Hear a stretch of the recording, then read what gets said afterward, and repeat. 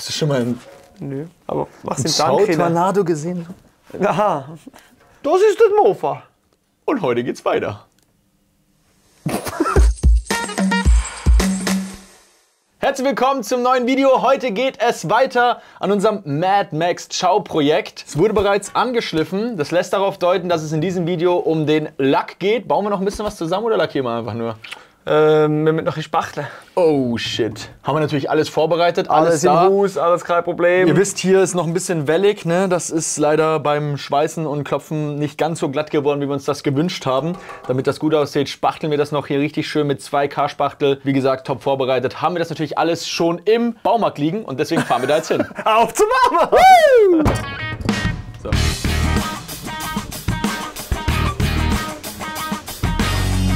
Super kommt. Sowieso, ja. Super kommt. Ja, Morgen oder was? super. Scheiße, wir haben zu viel Witze darüber gemacht. Ja. Kommt jetzt wirklich. Ja. Dann kaufen wir lieber mal noch Schutzmasken Also. hier. Warum Aluspachtel? Damit der Magnet hält. Ah nee, hält ja nicht bei Alu. Nimm Metallspachtel. Ja, genau. Da, den nehme ich immer. So, Freunde, wir haben uns entschieden. Füllspachtel 2K, wichtig, mit Härter. Und ich glaube, ich mache einfach einen Spritzen mehr Härter rein, damit wir heute noch schleifen können und lackieren können. Weil eigentlich hätten wir das schon vor ein paar Tagen machen sollen. Jetzt machen wir es heute. Nur mal eben schnell Spachtelmasse kaufen. 250. Der Einkauf war so teuer wie die Autos, die ich sonst kaufe. The frame, he wants to be speichtelt. Spechtel always good umrühring with a Achse. Wir haben hier ein Blech drauf gesetzt, damit es ein bisschen cleaner aussieht. Sieht noch nicht wirklich clean aus. Elias hat gesagt, er macht hier den Spachtler heute. Spachtel, Weißt du, wie viel da muss? Ja, 10%. Na, mehr. Nee. Ich sag dir einen Trick. Nee. Lass mich jetzt den Trick verraten. Nee. Es gibt einen Trick und zwar sagt man kann mit dem Härter einmal einen Streifen drüber legen. Guck mal, Dann hast du ungefähr 10%. Oh, der braucht so viel. Es braucht richtig viel da. Ich habe das hier abgeklebt, damit wir unsere Löcher vom Lochblech nicht zuspachteln. Das sieht dann nicht sauber aus. Das ist so weich. Ich bin mir Aluspachtel gewöhnt. Nee, da ist aber zu wenig Härter drin. Manchmal braucht es einfach auch noch den Finger. Den Finger. Jeder Karosseriebauer ist stolz auf uns. So glatt gespachtelt, da musst du fast nichts mehr schleifen. Das lassen wir jetzt mal trocknen. So, Elias. Ich habe extra noch ein Loch, falls es nicht reicht, dann kann ich hier noch ein bisschen kitzeln. An deinem Gaumen dann. Marvin, Also, hört mal auf! hast du Entzug von irgendetwas? Ja, ich habe Entzug von mit einem Handschuh deinen Darm. Schneid das raus. Während diese Spachtelmasse vor sich hin trocknet, möchten wir hier noch einen Schnitt setzen. Hier kommt ja unser Sattel rein. Dieser Sattel.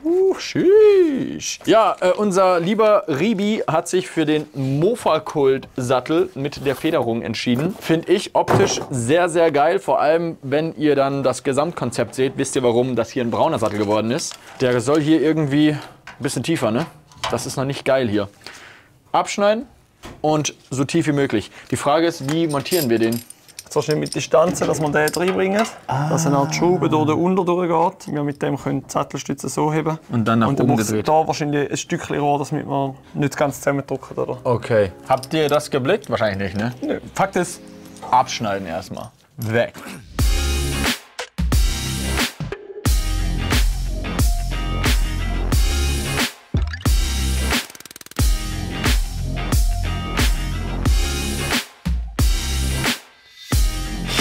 Es ist recht knapp Tag. an dem Loch. Aber es geht, guck. Ja, geht schon. Ich finde das okay. Wir müssen die Ecke hier wegnehmen. Vorne ist eigentlich gut. Vorne ist easy. Wir haben hier jetzt abgeschnitten, müssen aber noch weiter hinterkippen können. Deswegen schneide ich jetzt hier noch mal vorsichtig die Ecke weg, links und rechts, ohne zu nah ans Loch zu kommen.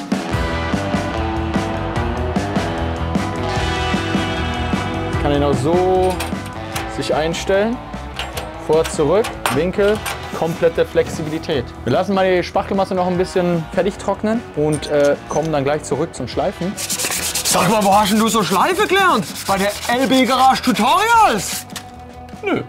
Also es sind ein paar Stunden vergangen, aber guckt euch das mal an. Wir haben das gut trocknen lassen. Ich habe mir hier mit der Hand einen tot geschliffen, aber es ist super glatt und reicht auf jeden Fall aus für das, was wir hier lacktechnisch vorhaben. Wenn wir jetzt hier einen Glanzlack oder einen Nasslack in Glanz draufsetzen wollen würden, dann würde ich hier nochmal eine Stunde weiterschleifen. Aber so... Spoilern. Doch, Ich will spoilern. Dann spoiler mal. Es gibt Toplack. Was für Lack? Toplack. Was ist das? Stotter. Ich mach das richtig. Achtung. Warte. Digga. Raptor-Lack, meine Freunde. Das ist Lack, die auch die Raptoren auftragen können.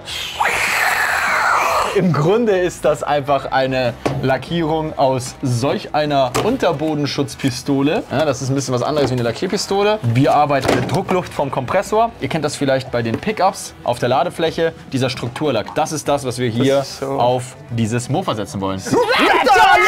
Ich darf hier stundenlang schleifen und du machst dann das Coole hier. Ja, mach doch. Du willst das ganz Coole machen. Stimmt. Ein wenig entfetten und dann machen wir hier auf unseren Spachtelaufbau ein bisschen Grundierung. Denn ich bin mir ehrlich gesagt nicht ganz sicher, ob der Raptor-Lack direkt auf Spachtel eine gute Idee ist. Ja, der Bock. Mach das bitte auch gerade hier auf die blanken Stellen noch ein bisschen. Die blanken Stellen alles, da innen ja. auch ganz schnell ein bisschen. Genau, dann mache ich hier kurz hier den Fett weg. Den Geil. Fett. Und dann versiegeln wir hier das Blech, dass da auch kein Rost beim Ribi kommt. Nicht zu viel auf einmal, weil sonst läuft das sich gerade. Das hier. Das sehe ich. Das hier. Das hat nicht mehr so scheiße tönt. Lackier mal weiter, ich baue in der Zeit mal die Maske hier auf. Wir machen uns heute absolut gar keinen Stress. Super kommt erst morgen. Genau.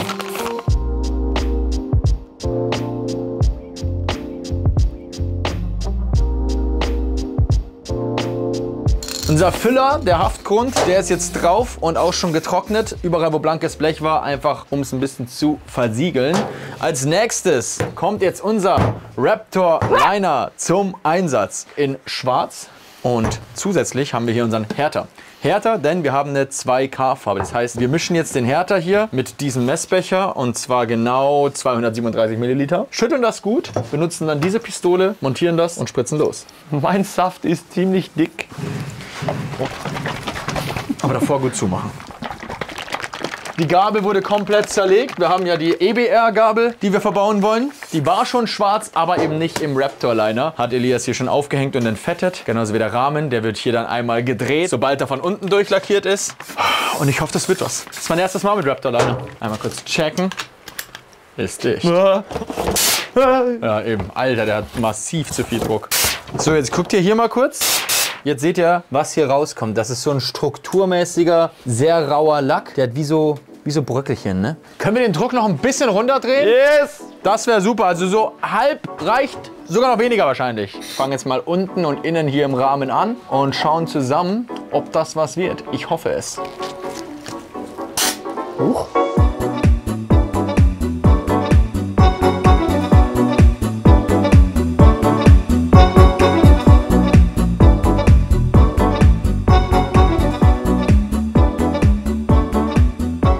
Jetzt mal in die Kommentare, eure Meinung. Ich find's geil. Was sagst du? Absolut geil. Ist mega, oder? Absolut geil. Es ist sehr, sehr rau geworden. Also ich find's geil. Ich hätte nicht gedacht, dass es so rau wird. Aber es hat eine richtig geile Struktur. Es macht jetzt schon so richtig so einen Eindruck, dass hier noch ein bisschen was Extremes passiert. Ein Guss, oder? Es ist jetzt nicht mehr da ein bisschen, da ein bisschen, da. Ja, jetzt ist alles eine Farbe, macht schon mal viel aus. Wir lassen das jetzt auf jeden Fall mal noch ein bisschen trocknen. Ich denke, morgen sollte es soweit sein. Traust dich eh nicht. Hab ich doch gewusst. Morgen sollten wir soweit sein und können es zusammenbauen. Elias, das musst du leider alleine machen. Ich bin morgen schon beschäftigt. Viel Spaß. Ich hoffe, das ist morgen immer noch drauf und nicht alles wieder weg, aber sollte passen. Friendship. Noch ein Löcher, der Elias. Also, tschüss. Bis morgen. Typische Marvin. Nein, ich sag nicht. Alles gut. Tschüss. Es ist der nächste Tag. So, wir sind zurück in der Werkstatt. Der Lack ist soweit trocken. An dieser Stelle auch ganz herzliches Dankeschön an Marvin, dass wir jetzt einen schwarzen Teppich haben. Ja, wenn das trocken ist, kommt das ganz einfach weg. Wir können jetzt anfangen zusammenbauen. Das Ziel heute ist ja Rolling Chassis, das heisst Rahmen zusammengesteckt, Gabeln zusammengesteckt, Räder drinnen. Vielleicht schon 1, 2 Anbauteile dran, wie zum Beispiel hier die Gamellen. Die können wir jetzt drauf machen. Und wir machen einfach so weit, wie wir können. Und verlieren keine Zeit und legen los. Lampen, Marvin natürlich vergessen lackieren. Lampendinger auch, haben jetzt alles noch schnell gemacht. Zusammenklatschen, los geht's. Am liebsten hätte ich eigentlich ein bisschen Musik. Was hast du?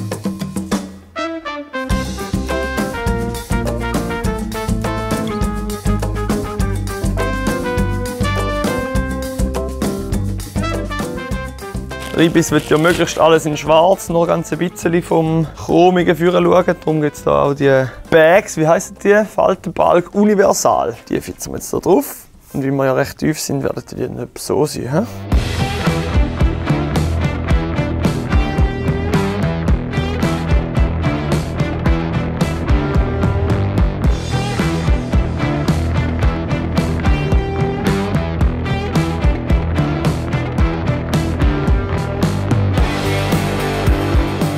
Es gleich noch eine kleine Anpassung gebraucht mit der Steuerrohrlänge. Wir müssen hier ein bisschen abnehmen, damit das Ganze auch alles zusammenpasst und noch eine Gabelschaftmutter drauf. Ja, wir klatschen weiter zusammen, hätte ich gesagt. Oder Roger?